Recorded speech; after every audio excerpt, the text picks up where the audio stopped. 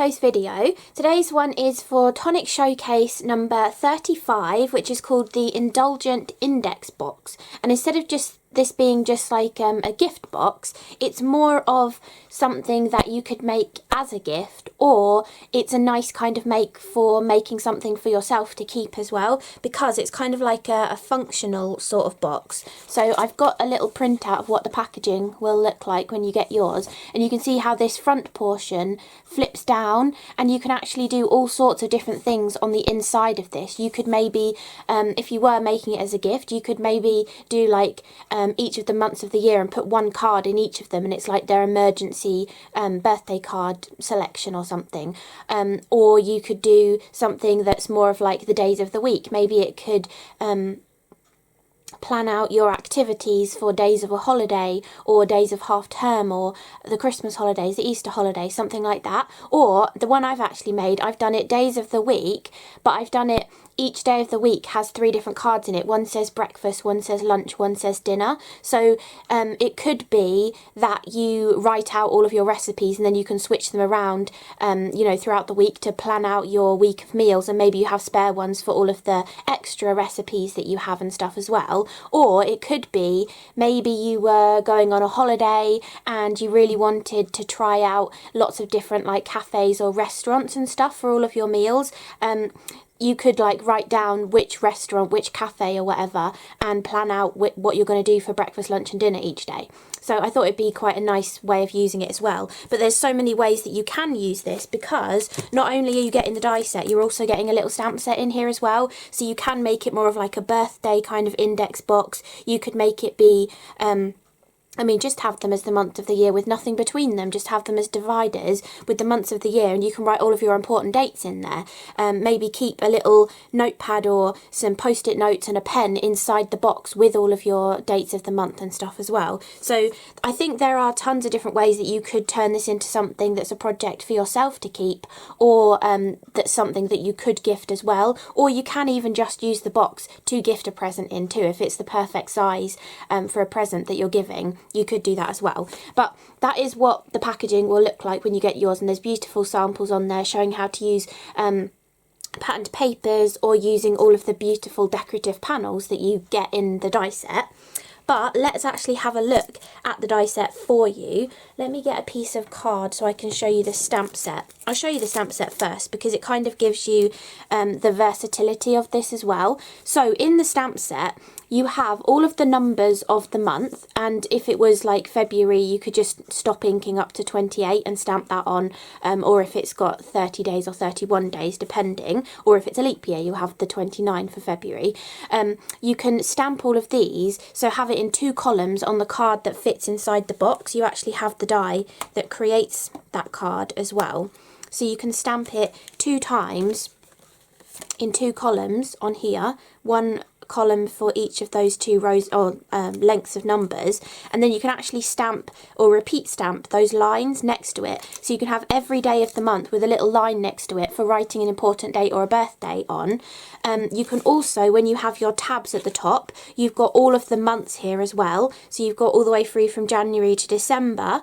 You do also have the word dates and recipes as well on there. You've got a gorgeous little like squiggly accent motif on there too, and you also have the days of the week as well, and I think, yeah, they would fit in between those lines as well. So if you wanted it to be, you could have, maybe if you were going to do 2 cards per month, you could have the numbers first, and then have the Monday, Tuesday, Wednesday matching up with Monday, Tuesday, Wednesday, and then putting the lines next to it as well. So you really can play around with the bits that we've been given in this little stamp set. Or if you're really good on the computer, you could, you know, measure this square, bring that kind of size up on your computer, and print things out that you could then die cut or cut into the right size to fit inside the box as well. Whatever you kind of prefer really.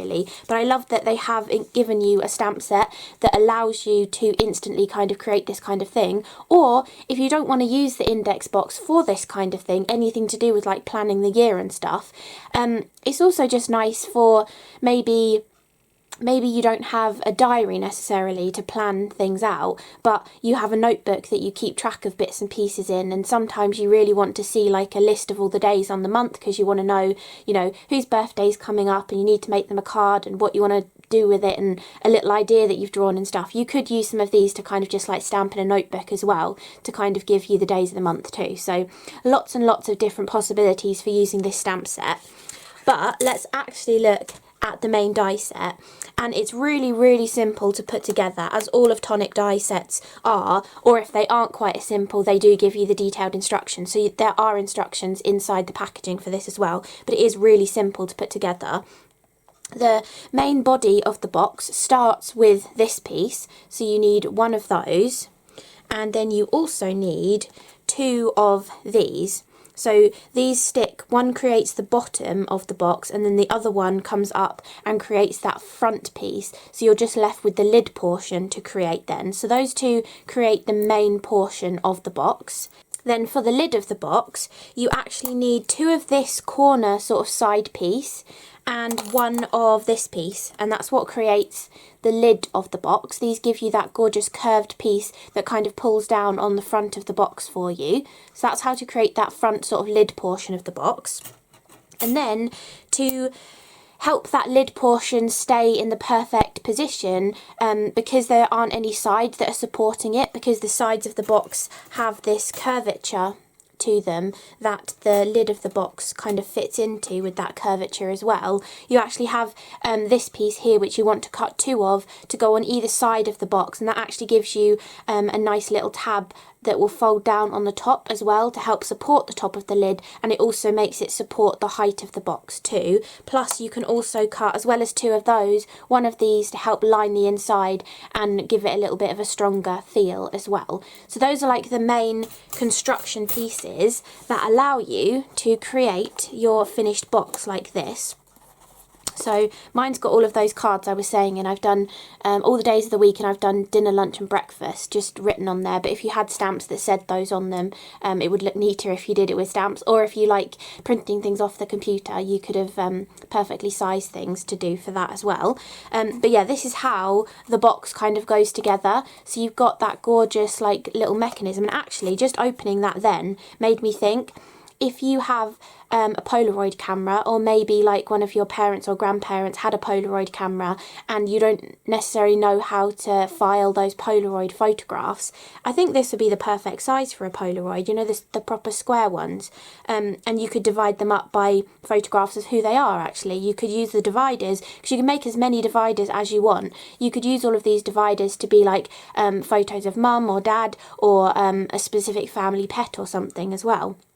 So that might be quite a nice thing to organise in here, and possibly it might even be good for those of you who like doing like project life and stuff, because a 3x4 photograph should fit in here as well, and you could like use it to flick through those too. But I just mainly wanted to show you the main idea of the actual box, and you can see how this kind of folds out like this, and that's how the mechanism sort of works for the lid of the box. It allows you then, because the lid folds down forwards, it allows you to flick through these using those little tabs that you've created to get to whichever day, month or category you've divided it into. And then these side portions here have that little glue tab on the side that just helps support it all, but still from the side you get that gorgeous curvature design which the panels kind of follow as well. I have kept my design very simple, and I'll tell you more about that later on when I show you it in more detail, but I just wanted to show you an actual physical version of what the box makes after telling you which dies create what pieces. So rest of the die set wise, oh actually I forgot to tell you, you actually need two of these as part of the lid mechanism as well. You need one as a glue tab to kind of attach the lid to the box, and then you need the other one to use as the little tab that tucks into the top of the box as well to hold it shut. So you do also need that die too. Then you've got tons of different decorative panels in this set, and you also have other dies that I think would be transferable to like memory books or other card making, or even just organising dies and stamps in your stash as well. These two in particular, these are the dies that you use to create those tabs on the top of your index cards in your box, but you could use these for cutting tabs in dividers that you use to separate your die sets or your stamp sets or something in whatever kind of storage you have. So for my one I use the gorgeous curve, but you also have this like cut corner one as well, and they've given you notches in here which make it so simple for lining things up, because I mean, even if you don't use a panel that's the size that they're telling you to use and you are like transferring these onto something else, those notches are still going to be useful because they actually allow, like, this difference between the two notches is the difference of this, so it kind of allows you to know exactly where to place the die to make the tab be at one side, be in the middle, or be at the other side as well. So really, really useful having two different options and also having those tabs sort of built into the metal of the die as well. Then you also have, there are kind of like, I'd say it's probably as two different closure mechanisms, because this one, you can actually cut this one 3 times and link them all together and create almost like a belly band that goes around the box to keep the whole box together. So you've got that option. Or you also have the very clever locking mechanism, or it's kind of like a hold it together sort of mechanism that goes along with the handle as well. And I have cut extras of those pieces so I can show you exactly how that goes together. But basically you have this tab that you use that pretty end to stick it to the back of your box, and then you've got different notches in there to bend it at different points depending on how far back on the back of the box you stuck it down and how far you want the tab to bend over and stuff. But that is like the tab, and then you actually use that tab and you slot it through. You see here there's 2 marks on this die. You've got those 2 sort of like score marks. It actually slots between those, but then to make this top portion still functionable, you've got that slot for the catch to go in, but then you also have this die that goes over the top of this die, perfectly lining up with these end pieces, but it gives you a little handle in there as well. So I will show you that once I've run through the dies. I will show you how that works, but it's so simple and it's just a really clever addition that I think you could definitely transfer onto other projects with you know, lots of different tonic dies. Maybe a handbag has a handle on but you want a different kind of closure for it, you could transfer it onto that, or even like a memory book or something.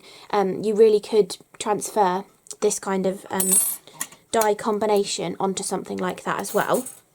I'll zoom you in a little bit closer, and there is actually a tiny little decorative debossing die that will decorate the top of that little handle as well, and that is the same flower that appears on a few of the different patterned panels actually, so everything will coordinate really nicely together.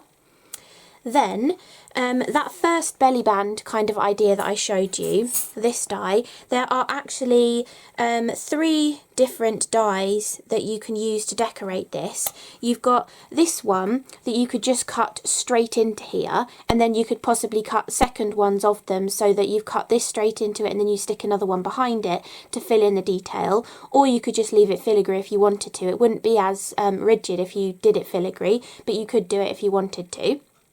You also get a solid one. So I think this solid one, yeah, I think it would be too small to actually cut that out as a panel. But if you did want to stick that on as a panel rather than cutting that detail in, you could just use your scissors to trim around that. But you do also have a little solid one if you're decorating with patterned paper, or if you've cut that into it and you want to just put the solid behind it rather than cutting a second one of the main piece, you can do that as well. And then you do also get this one too that gives you a different kind of crisscross sort of pattern that already has that cutting edge on it as well, and that will fit in either of those 2 sections as well. So you've got different options for decorating that kind of belly band portion. Then you have lots of different options for decorating the entire box as well. So the way the box goes together, there are multiple sections, I think 3 when you put the box together, that will require a rectangular decoration for them. So we've got 3 different rectangle outsides that you can choose from.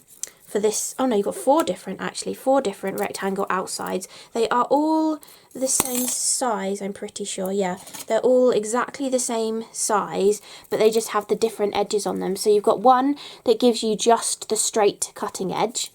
Then you've got the next one, gives you a straight cutting edge, but also gives you that squiggly and dot kind of debossed detail around the edge.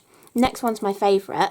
You've got the straight cutting edge with that debossed line that debosses around it. I absolutely adore the way that looks. It just gives such a finished look to the edge of your die cut. So you've got that one too. And then if you love your pierced look, you've also got the straight cut edge with the piercing detail all the way around that rectangle as well. So you've got four different options for cutting your panels, whether you're doing the patterned paper or you're cutting around patterned panels, or whether you're doing something a bit different like I did on mine. And then you also have three different decorative panel designs that will go inside there. So you've got this gorgeous one. I love this flower that repeats across this box. And this one is a much more pattern dense or flower dense kind of pattern with smaller flowers much closer together to fill up a lot of the design. And this would look fantastic on cards. All of these patterned panels work brilliantly on cards, and obviously I have some of those to show you later as well. But beautiful design. And then you also have a symmetrical kind of design with two of those flowers, but in a larger format with a little bit of extra patterning behind them as well to sort of hold them into position in the pattern. And I used that on a couple of the projects that I'm going to show you. Really, really pretty. And then you've also got a beautiful lattice kind of design, and it's a little bit different to a normal lattice. Every sort of other kind of diamond here has actually got a square cut out into it, so it gives it a little bit of a different look to your generic kind of lattice trellis kind of look as well, which is lovely. So you've got that one. Then for the decorative panels that are the quarters of the lid, so where the sides of the lid are, you've got two different designs for your cutting edge. You've just got your plain cutting edge, and you've got your plain cutting edge with that beautiful debossed line that goes around the edge of it. So you can pick whichever one works better with whichever other sides you've picked. Then you also have the flower design, and the reason why they've given you the two of them is because they've actually put the flower in a different position. So they're actually the different handedness of each other, so they'll look nice and symmetrical on your box as well. So you have that beautiful design there.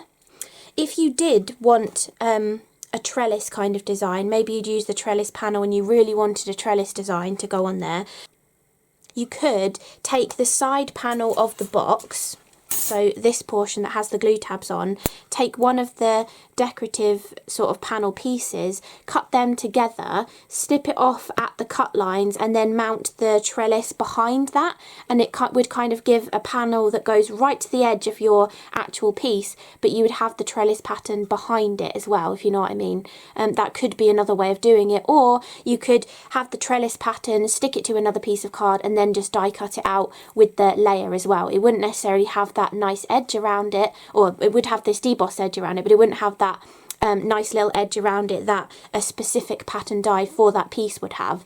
But it's definitely possible to pick up on one of the other patterns to go on those sort of quarter pieces if you want to for your box, or just keeping them plain or using pattern paper looks lovely as well. Then you also have the two options for the side panels of the box too, where you have that beautiful curvature that top lid portion fits into. So you have just the straight cutting edge, and then the straight cutting edge with that debossed line around it as well, and you have both handedness of them because the box is the opposite on both sides, so you've got both pieces like that. So you've got your left side and your right side, so it works really, really nicely. And I think these panels just look lovely as a shape as well, just a different kind of shape. You know how I was showing you in that tutorial recently creating patterns with your trapeziums? Well, why not bring this shape into that kind of a thing? You know, just use the one shape of each of them, but look, imagine them all going round in a fanned out kind of shape. It would look really different to a lot of the other dies that you might have played with in the past. Or you can put them together like this, and you're almost making, actually you are making like a mitered corner then, and you get that little shape in the middle of it. So you can do different things like that with them as well. So you're getting both versions of those, and then you're also getting the opposites of each other in the gorgeous lattice design, exactly the same as that big lattice panel. And then you're also getting this option as well, which is giving you the small and the large design in there, so it will go with either or of those other two rectangle panels that are there as well. You've got the beautiful large version of the flower and the small version of the flower mixed in on that one, and it also looks like this large portion here would be really easy to snip off if you did just want like a partial design on your piece. Maybe you didn't want this small flower design at all, you could have a solid one behind it and then just have this fancy piece just on that bottom portion as well. So another option for using that. Then we also have lots of different words or phrases that could go onto the box as well. Plus there's also a gift tag, and I adore the shape of this gift tag. It kind of looks a bit like a guitar pick or something, but I really love that quirky kind of shape, and I've actually used it as apertures on my card that I'll show you later on as well. So you don't just have to use that as the gift tag itself, you can actually just utilise the aperture shape that it gives you too. But using it as a gift tag, you are getting the layer to go on there as well, so you can create your extra layer, and you are also getting a decorative panel that says a home for. So then you can choose, is it recipes, is it photos, is it memories, but you've just got a home for. Or on the card that one of the cards that I've created, I used that decorative piece, but I took one of my Dymo labels and did my sentiment and put it over the top of that debossed wording on there. So you can even use it for, you know, not even anything to do with the index box. You can just make use of this quirky kind of shape as well. And then we also have the scalloped ovally kind of shape that you can layer any of the next ones on top of to give a little bit of a frilly edge around it. And then sentiment wise, we have got magical memories, scrummy treats, special dates, and also delicious recipes as well. And these are all debossing word dies that cut out that oval shape with a debossed word on them. And if you want to get a better debossed impression, maybe you've had some of these before and you've cut them and, you know, they're not quite as deep of an emboss as you thought they would be. Definitely try mirror card or satin mirror card. They give fantastic debossed impressions, but also if you are struggling, just add a second piece of cardstock, just a scrap kind of piece, or even a few layers of printer paper folded up underneath the die that you're cutting. So you have your scrap kind of cardstock or paper, then you put your actual piece of card that you want to cut, and then you put your die face down on it, cut it like that, and that little bit of extra pressure from the scrap card or paper really gives you that beautiful debossed kind of wording on there. That's how I got such a crisp deboss on this one. So it really is worth doing that to get a really deep deboss on there. And it also means if you are tracing that with a pen, it's much easier to do because the deboss is deeper on it as well. So those words you've got. And then finally, we also have this tiny little rounded rectangle, which I just love that shape as well. And then we have a tiny little word, again, a debossing one, that goes inside, and it says a treasured box of, and then it can be memories, photographs, special dates, all sorts of different things that you can use it for. So you've got two kind of options for that, almost like the first part of the sentiment that then sort of depicts or lets you know what's inside the actual box as well. So you've got that too. So I'm going to put away all of these dies before I lose anything, then I'll come back and show you my samples that I've done as well. Before I forget, I will show you how you do this kind of handle on here. You can see how there is a piece going across the bottom, which is what this little tab slots into, but you also have that handle portion going up as well, so you have that gorgeous little handle on there. And the way that this works, you have all of your little pieces in the die set. This is the one, the larger one, that you can put that decorative piece on that is actually the handle. And you fold the first glue tab away from you, and then, you fold the first score line away from you, and then you fold the next one back in the opposite direction, so you get this kind of a little fold on it, and then you want to do the same on the other side. So you've got a symmetrical little handle, and then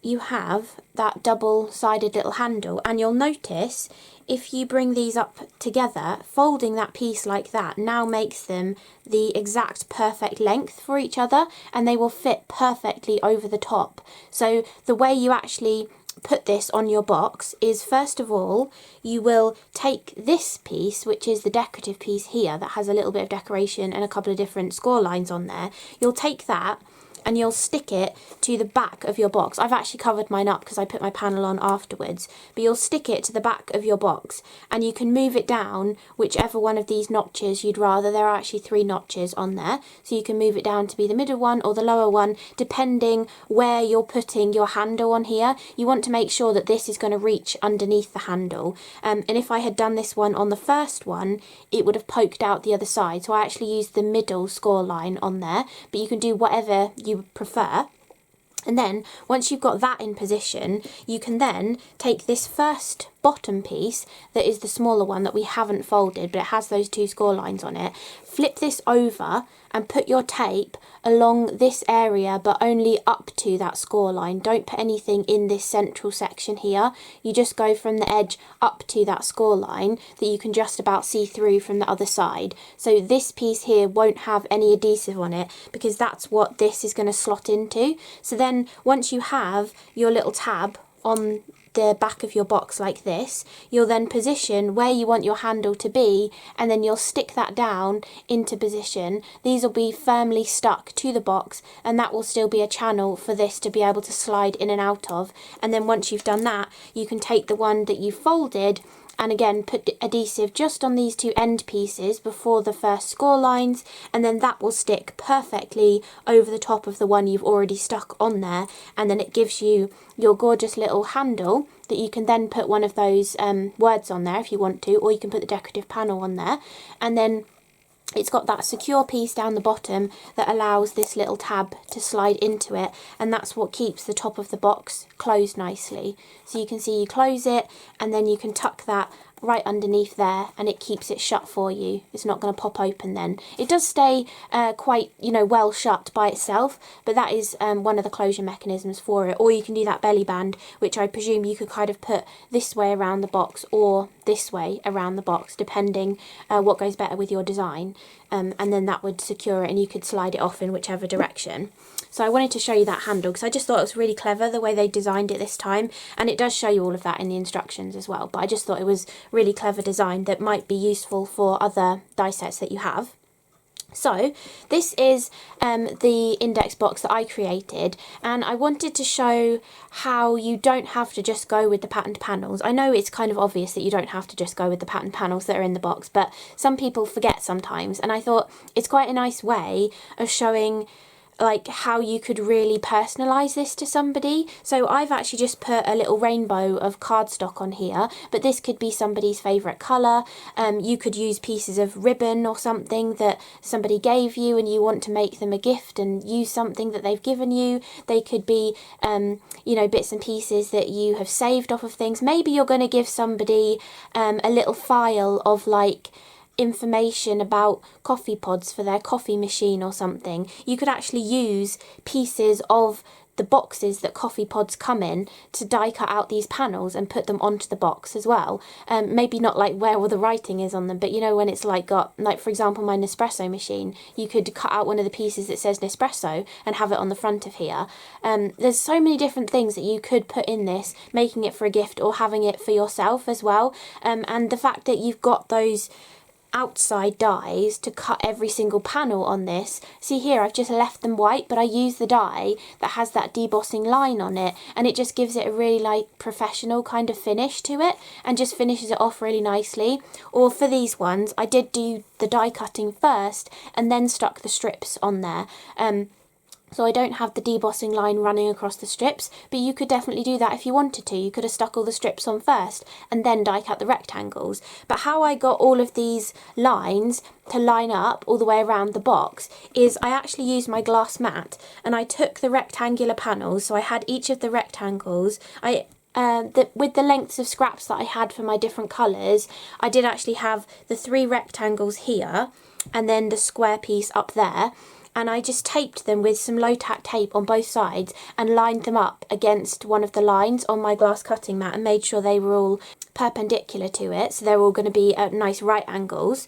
And then I literally just took scraps of card that I had, cut them into about 5mm widths in all of the different colours of the rainbow, or whatever colours you're going for. It can be a nice ombre or something. And then I just placed them. So I had the 3 small rectangles here. I placed the red one on, making sure to get that first one straight. And then each of the subsequent ones, you just butt them right up against the previous colour, and then you'll get the perfect rainbow. Everything will be in exactly the same position all the way round these first 3 panels on the box, and then when you're doing the square one, you can just make sure whichever rectangle is left up here, you line it up perfectly with the square one and keep those strips going in the exact same positions, and then you can just trim them off neatly with your scissors once you've finished, and then when you put them all on the box, it runs all the way around the box, which I think is just, it looks really sleek and elegant. I think maybe the rainbow kind of made me think of Polaroids and stuff, because I'm sure maybe it's just the Instagram kind of logo I'm thinking of, but you know, I think this box could be used for so many different things. However, it's not only, like all of the dies are not only just to create the index box. As usual, you can use all of the dies to create your cards, but also that lid portion, the die here, if I can get it off the magnetic sheet, this die, what does that look like to you? Because to me it looked like a place card. I know you probably could have done that with the roof from the beehive die set, but I didn't think of it at the time. But that's instantly what I thought when I looked at this. I'm like, well, it's a card blank die for a place card that you could create your own place cards to use at a dinner party or Christmas or something. So I've got a little set of place cards here that I've created just using one of the decorative panels. So you literally just cut that die, then use one of the decorative panels, and then I just use that little nameplate oval there. Obviously you could use a Dymo labeler to put the name on there, you could handwrite it on there just using alphabet stamps that you might have, or even alphabet dies as well. Depending how long someone's name is, you might need to alter this kind of oval that you're using on there. Maybe you're going to use that rectangle that's in there, there's a longer rectangle, you could use that instead for someone who's got a longer name. But I just thought it's just the perfect place card die, because I don't know if you've seen place cards for sale in like craft shops and garden centres and things where they have card blanks and stuff. It's quite expensive to buy a little pack of place cards already cut and scored down the middle that you need to fold in half, and this die will just do it perfectly for you. So I just thought that was another cool way of using some of the pieces from this index box die set to create something else.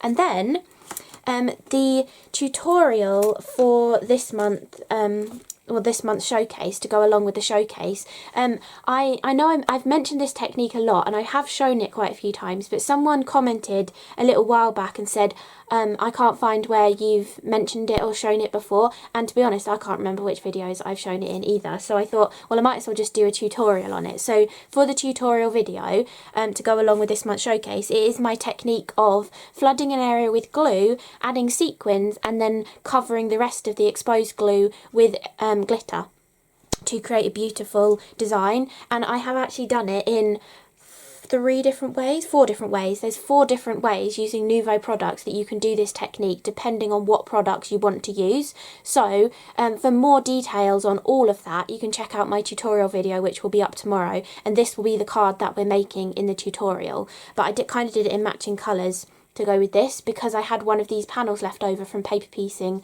the flowers in on this one. But the background of this one is using Sub-Zero sequins that are all the same size, and then I used a couple of different aqua kind of glitters. I think one's called Blue Opal and the other one maybe is actually called Aqua, from a little while ago. All of the details of exactly what I use will be in the tutorial video. And then I've just used a simple sentiment across the centre, and you've instantly just taken that one panel from the die set and created a beautiful card from it, just using a different technique that you might not have tried before. But you could put anything behind that. It doesn't have to be a technique-y kind of card. You could keep these really clean and simple, just using all of the different pattern panels that you get in here as well. And the sentiment that I've used on here is from this die set, in case you're interested. It's the Simply Sentiments die set, which did also come out with a stamp set. Yeah, it says on here, for use alongside the Simply Sentiment stamp set, which is 5033E, which I have linked to before because I do really like the stamps that go along with it, but that was specifically the die that I've used from there, and I think I used a different one on the last card as well. But that is what the tutorial will be. But then there's also alternative versions that you can use with different Nuvo products. If you don't want to use PVA glue with sequins and glitter, you can use expanding mousse with sequins and glitter. So if you don't want to wait for glue to dry for a few hours, because I was using the Tacky glue, is it still called Tacky glue? Yeah, to do that. And the Tacky glue has like a higher water content in it, which is why it's a lower price point than like the Nuvo Deluxe adhesive. So it does take quite a while to dry, like a couple of hours, maybe even overnight is better to leave it. But if you didn't want to wait that long and you wanted more of an instant kind of result, you can use your expanding mousse. So I was using this one, which is the Cactus green colour. So I used expanding mousse with glitter and sequins to do the background behind this card, and this is where I've used that funny shape and done a good luck sentiment on it, covering up the debossing words that were in there as well. And this is using the side panel, so this could have been just that rectangle with the lattice design on it, but I thought if I use the same side panel twice, it will create almost like this squashed rugby ball kind of shape in the centre, to give a completely different look. And because you're doing that, you can make sure that the panels are whatever distance you want them from the side of the card, and then whatever's left in the middle is just the little panel that's left in the middle. And you can also bring any of the glitters and stuff that you've used into the rest of the card by using some 3mm red liner tape to bring the colour out as well.